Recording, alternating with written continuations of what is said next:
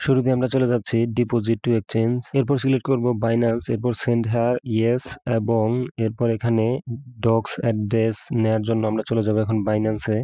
বাইন্যান্সে আসার পর আমরা এখন চলে যাব অ্যাড ফান্ড, এরপরে ডিপোজিট ক্রিপ্টো,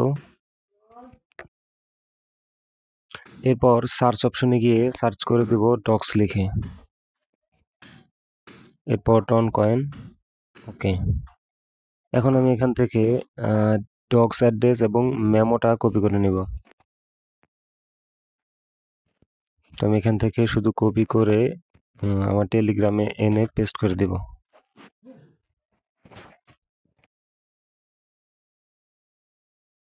এরপর অ্যাড্রেসটি ঠিক আছে কিনা এর জন্য আমি পুনরায় চেক করে নিব, এবং ঠিক থাকলে আই কনফার্ম অপশনটাতে ক্লিক করে দেব।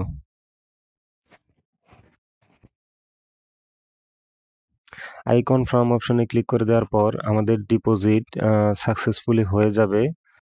বাইন্যান্সে লিস্টিং হওয়ার 1 ঘন্টা আগে সকলের অ্যাকাউন্টে আপনাদের টোকেনগুলো পৌঁছে যাবে।